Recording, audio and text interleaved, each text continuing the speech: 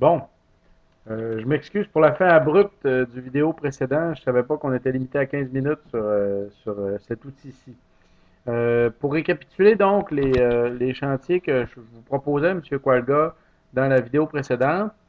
Le premier chantier, c'était de concentrer les connaissances sur la biodiversité en récoltant les connaissances qui sont déjà disponibles dans le milieu où vous intervenez, donc de demander aux gens de mettre par écrit ou au moins en tout cas d'accumuler d'une manière ou d'une autre les connaissances qu'ils ont déjà sur différentes plantes, sur les différents arbres qui sont connus au Burkina Faso puis qui peuvent être utilisés.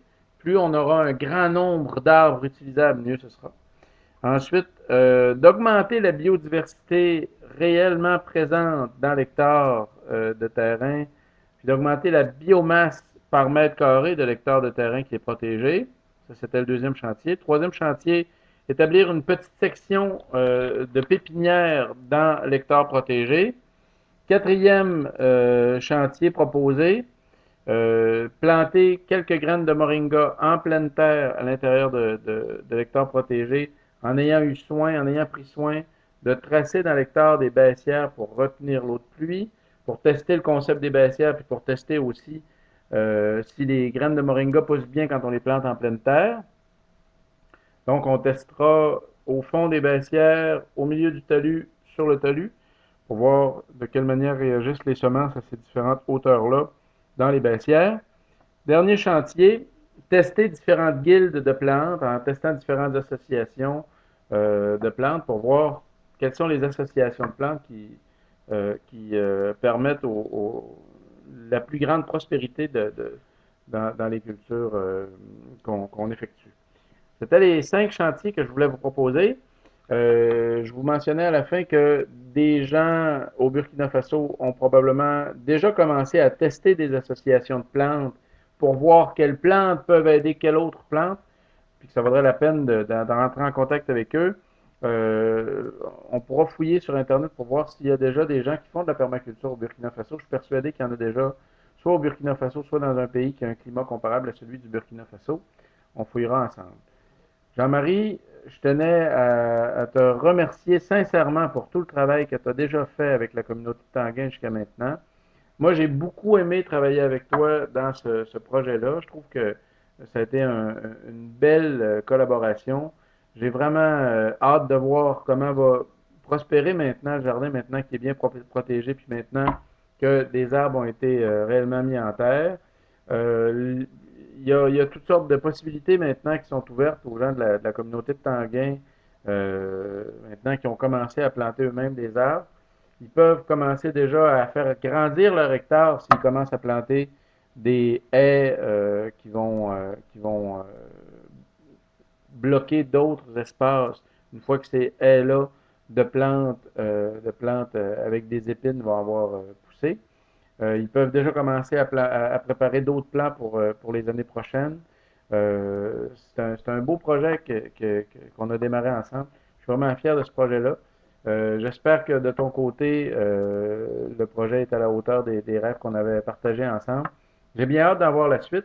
Moi, une des suites que j'entrevois pour ce projet-là, c'est de souligner d'année en année la beauté du jardin qui a été planté par toutes ces dames-là, de souligner aussi la beauté des jardins qui seront maintenant plantés aussi près des maisons de ces dames-là qui ont participé au projet, puis de souligner pour les gens qui vont au Burkina Faso la possibilité de visiter votre communauté, de visiter la communauté de Tanguay, d'être hébergé par des gens qui ont déjà commencé un beau projet de reboisement depuis plusieurs années. Je pense que éventuellement, il va y avoir de plus en plus de gens qui vont être intéressés à voir les fruits des efforts de reboisement nourricier qui sont effectués un peu partout dans le monde. Il y a une forme de tourisme écologique qui est en train de se développer, une forme de tourisme équitable qui est en train de se développer.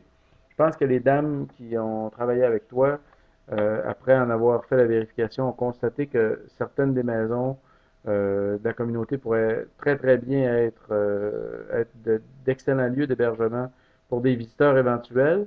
Je pense que ce ne serait pas une mauvaise idée de commencer à prendre des photos pour alimenter cette possibilité-là, en montrant des photos des endroits qui pourraient être visités par des gens sur le web. Éventuellement, il pourrait y avoir des gens qui constateront qui a un intérêt à aller jusqu'à Tanguay pour aller visiter. Puis il pourrait y avoir donc un petit début de tourisme qui pourra s'installer dans la communauté de Tanguay. On pourra regarder ensemble de quelle manière on pourrait faire arriver cet événement-là dans les prochaines années. Moi, je ne sais pas quand je vais pouvoir y aller physiquement moi-même au Burkina Faso, mais je sais que maintenant, ça devient de plus en plus une possibilité qui est envisagée par des gens. Si on se prépare bien, si on travaille bien à montrer à quel point cette communauté-là a fait du beau travail, je pense qu'il va y avoir des gens qui vont vouloir aller visiter.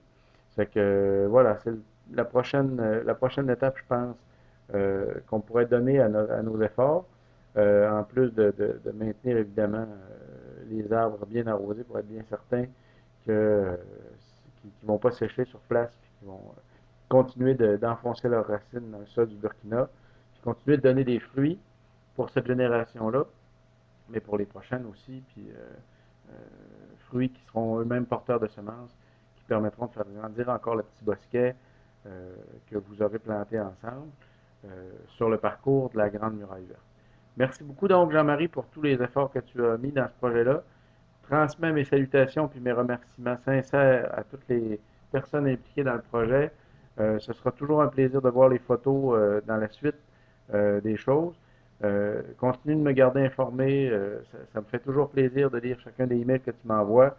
Ça me fait toujours plaisir de voir chacune des photos que tu rends visibles sur le web. Merci encore sincèrement. Merci beaucoup, beaucoup, beaucoup. Et au plaisir de te relire bientôt. Bye!